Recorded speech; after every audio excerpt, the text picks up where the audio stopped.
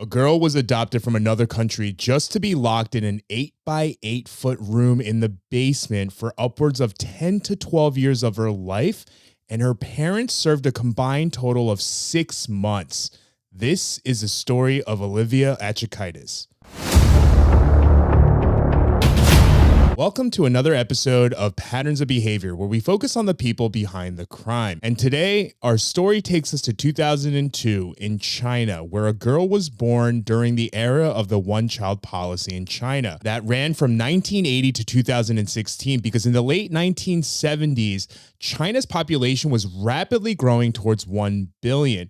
And they adopted this one-child policy to try to decrease the rate of population growth because they didn't have the foresight that in 30 years in the 2010s, people would slow down on getting married and having children, and that the population was actually going to start decreasing, which meant that parents would get rid of their daughters, hoping that their one child would be a son that would be able to carry on their names. And these daughters were oftentimes adopted out, or even worse, made to disappear. And by 2016, the one-child policy had ended and China adopted a two-children policy. However, by then, parents had already gotten used to only having one child, especially because of how expensive it was to just raise one child, let alone two. Which brings us to 2002, when a girl was born in the Hunan province of China and was surrendered and spent the first 14 months of her life in an orphanage. On the other side of the world, roughly about 7,500 miles from where this little girl was born in China, in a town that's located roughly about 15 miles from Manchester, New Hampshire, or about 21 miles from Concord, New Hampshire, in a small town of New Boston, which roughly in about the year 2000 had about only 4,000 residents, 98% of whom were white. On a 4,300 square foot farmhouse that was located on 27 acres of land in the town of New Boston, New Hampshire, Thomas and Denise Atkocaitis, along with their 3 biological children and their assortment of farm animals, were starting to get ready to try to adopt a child from China. And before you're able to adopt a child, oftentimes the family is looked into to be able to see if they're able to care for the child, give them a loving home, and be able to provide for this child. And in the process of trying to get approved for this adoption, in February 2003, a social worker from Wide Horizons, the adoption agency that Thomas and Denise Atkocaitis were working with, visited their home along with their 3 biological children. At which point the 3 biological children told the social worker that their father, Thomas, oftentimes brutally beat them with a belt. And even though Wide Horizons allegedly alerted DCYF, which stands for New Hampshire's Division of Children, Youth, and Families, apparently they overlooked it and went on to approve Olivia's adoption by Thomas and Denise Atkocaitis in March of 2003. And Wide Horizons allegedly went on to alert DCYF, which is New Hampshire's Division of Children, Youth, and Families, who chose to overlook it and instead went on to approve the adoption of Olivia Atkocaitis to Thomas and Denise Atkocaitis, at which point one of their biological children, Caleb, who was 8 years old at the time, stated that he was extremely confused because his parents were already really abusive. So the system had already started to fail Olivia Atkocaitis before she even was fully adopted and was stateside inside of the Atkocaitis' home. And it's not known how soon after arriving at the Atkocaitis' home that the abuse started for Olivia, but as early as the other children can remember, Olivia used to get tied to a metal pole in the house with a dog leash and was force-fed until she threw up, or more often than not, she was actually starved for days on end. And oftentimes she was beaten with things like rulers, crop whips, their hands, hangers, and even belts, or whatever else that Thomas and Denise Atkocaitis could get their hands on.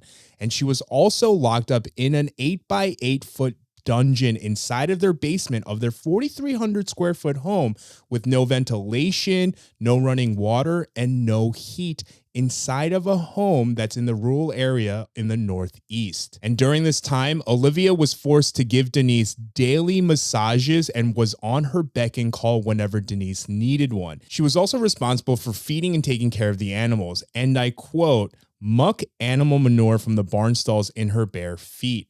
She was also called racist names by Denise and Thomas Atkocaitis, as well as being told complete lies about China that now as an adult she knows is not true, including the story that Denise told her often that her mother didn't love her and threw her away in a trash can. She was handcuffed in her dungeon in the basement, and Olivia alleges that one time her parents forced her to stand in the bathtub and was force-fed hot sauce until she threw up and then was forced to then eat her own vomit. In addition, Thomas and Denise Atkocaitis brainwashed their 3 biological children to hate Olivia and tried to get them to treat her as if she was subhuman. Caleb alleges that Denise, and I quote, became so enraged at the children that she would urinate while yelling at them and would foam at the mouth, and that her behavior was also, quote, was significantly more violent, degrading, and hateful as the time went on. And Olivia was also denied education, if that wasn't obvious from the fact that she was locked in a dungeon in the basement for the majority of her life.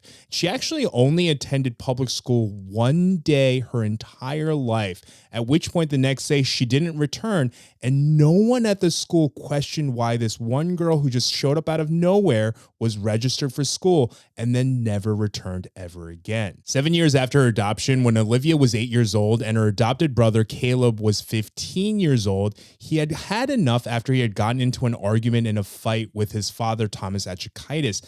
And Caleb ran away from home and told his school counselor that his father was abusive to him and his sister Olivia. And after the school reported it to the police, there is a 23-page interview between New Boston Police and Caleb, where Caleb tells the police that his mother would lock Olivia up in the dungeon in the basement for anywhere between, quote, a few hours to weeks, and that his mother would hit Olivia with, quote, open and closed fists and had pushed Olivia down the stairs.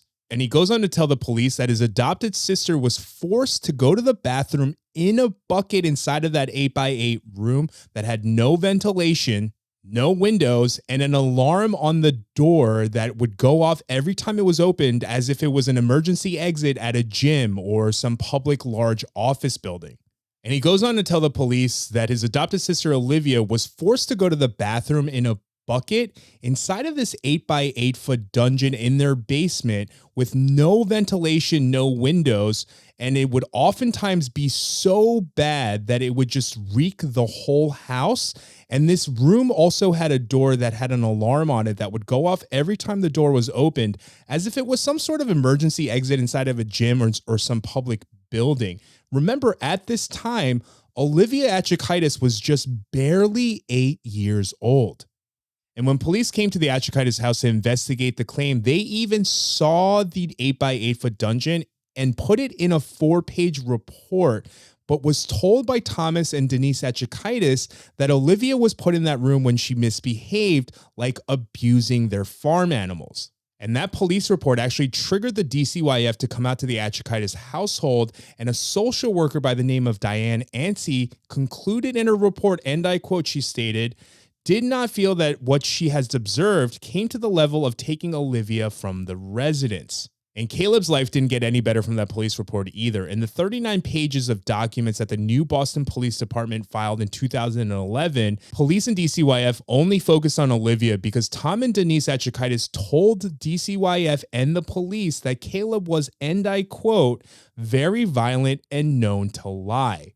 And at the age of 15 years old, Caleb has gone on record to state that he was really confused because he saw 2 branches of government come to their house, see for their own eyes this 8x8 foot dungeon in their basement, saw the bucket that Olivia was forced to go to the bathroom in, and that wasn't regularly cleaned out because someone as abusive as Tom and Denise Atkocaitis wasn't going to make sure that the living quarters were clean or sanitary for their adopted daughter that they used as an indentured servant. And Caleb was extremely confused that they were able to see all of this evidence and watched as his parents were able to just finagle to the police and DCYF these lies that got them out of trouble. And Caleb claims that a lot of other people knew about the abuse because he's alleging that his parents had a lot of friends who regularly came over, including from their church that they went to every week.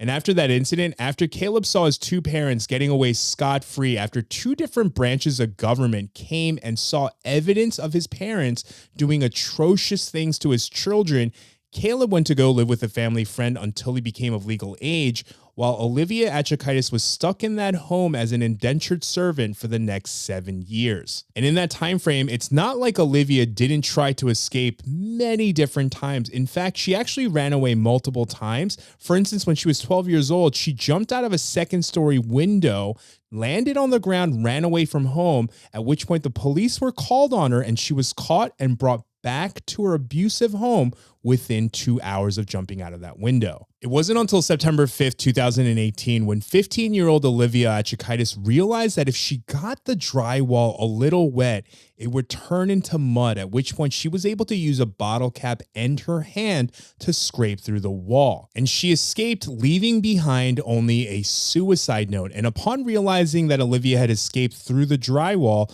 Thomas Atkocaitis actually called the police again, at which point the police arrived with search dogs that looked all through the woods around their home. And it wasn't until 22 hours after Olivia escaped that a citizen of the town found her the next afternoon, and I quote, with scratches on her face covered in dirt, wearing sandals on her feet covered in dirt, and debris from the woods on the town line near the neighboring town of Mount Vernon. And as per usual, the New Boston Police Department were about to return her back to her abusive home when this time, and I quote from Olivia stating, "Do you want to know what the real reason was? Like the real reason?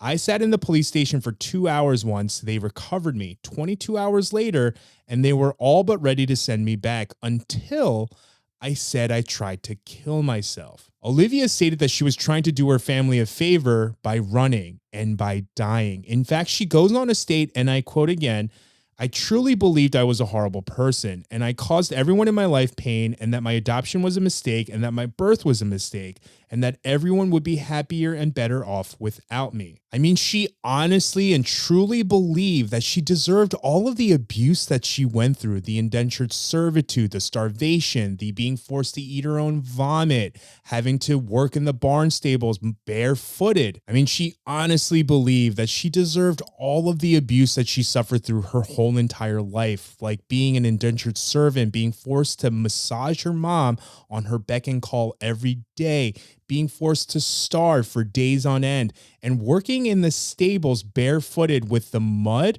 and the animal defecations. Olivia goes on to state, and I quote, "I must have done something really bad and really wrong at some point to deserve what I got." And it wasn't until this time when she was 15 years old that she ran away and told the police that she was about to kill herself, that the DCYF and the police came back to the house to investigate. And this time around, the police officer and the social worker that was at her home went into the 8-by-8-foot dungeon in the basement and stated that it was barely after 5 minutes that they started to feel like they were suffocating. And it was at this point that the police finally arrested Thomas and Denise Atkocaitis for the abuse that they had put Olivia through. In fact, it was at this point at 15 years old that Olivia found out that Denise and Thomas Atkocaitis had failed to even finish filling out her U.S. citizenship paperwork, which Olivia's advocates, including her lawyers, state is the evidence that Thomas and Denise Atkocaitis adopted her to be, quote, a literal slave. And because Olivia had been abused her whole entire life and didn't know anything other than being abused by her so-called parents, even 5 years after she had finally become free of them in 2023, when she was asked if she still loves her parents, she stated, and I quote, "I do love my parents. The glimpses of love and affection that were shown to me growing up, there were some. There always is. You wouldn't survive if everything was bad." Even though she was aware of the fact that she was failed many times, because she stated this, quote, "The state failed me. I was always in pain. I was always nervous. I was always anxious. I was in a constant state of panic." And after finally escaping her abusers in 2018, when her adopted parents were finally arrested, Thomas Atkocaitis only had to plead guilty to one misdemeanor count of endangering the welfare of a child and only had to serve 6 months in jail, while Denise Atkocaitis only had to plead guilty to one felony charge of restraint and had to spend 0 time in jail. And obviously, because Olivia had been served no justice for being abused her whole entire life and had her whole childhood robbed from her so that she could become an indentured servant to her adopted parents, the only recourse left for Olivia was to file a civil lawsuit. And Thomas and Denise Atkocaitis were named alongside 24 other defendants in a lawsuit filed by Olivia Atkocaitis, stating that even after the agencies were all alerted to the alleged abuse, that all of them had failed to do anything to help Olivia Atkocaitis. And the defendants include the Wide Horizon Adoption Agency, DCYF, the New Hampshire Department of Health and Human Services, the Town of New Boston, along with the New Boston Police Department and Goffstown School District. In addition to specific individuals who worked on Olivia's case in these agencies that were listed. And of those defendants, the New Boston Police Department denies any allegations that they failed to protect Olivia, stating, and I quote, "It was the investigative efforts of the department that led to Olivia's removal from the home. It was also the New Boston Police Department who filed felony-level charges and arrested both Thomas and Denise Atkocaitis for offenses committed against the plaintiff." And the Goffstown School District states that Olivia's parents homeschooled her, and I quote, that the school district did nothing wrong and has no responsibility for what happened to Olivia, and requested a trial by jury. DCYF, Wide Horizons, the state of New Hampshire, along with New Boston and its police department all opted for mediation to try to settle the case that happened around June of 2023. However, that mediation fell through, at which point all of those agencies filed a motion to have the lawsuit dismissed, which was denied by a judge in December. And when the mediations failed to come to a resolution, the defendants that opted for mediation filed a motion through the courts to have the lawsuit dismissed, which was then denied by the courts. Thomas and Denise Atkocaitis also filed a motion to have the lawsuit dismissed, which was then denied by the courts as well. Olivia Atkocaitis is currently a student at Plymouth State University, where she is studying psychology and hopes to get her PhD one day. She is also hoping to continue her research in development trauma, which is a concept in psychology that helped her make sense of her own story. Or she hopes to become a lawyer one day. And after finally getting control of her own life at the age of 15, after she had her whole life taken away from her leading up to that point, Olivia deserves everything that she hopes for. In fact, her brother Caleb stated that he believes that Olivia will be able to achieve anything she wants because of her iron will. And with that, I want to thank you for joining me on another episode of Patterns of Behavior, where we focus on the people behind the crime. If you would like to help me keep this podcast sustainable, please think about joining the Patreon, which is available below. Otherwise, if you are listening to this podcast, there is a video version that's available on Spotify as well as YouTube. And if you are watching us on YouTube, please make sure you like, subscribe, and ring the notification bell. Otherwise, you can find me at Etch-a-Sketch with a J on all social media platforms. Thank you, and I'll see you on the next one. Stay safe.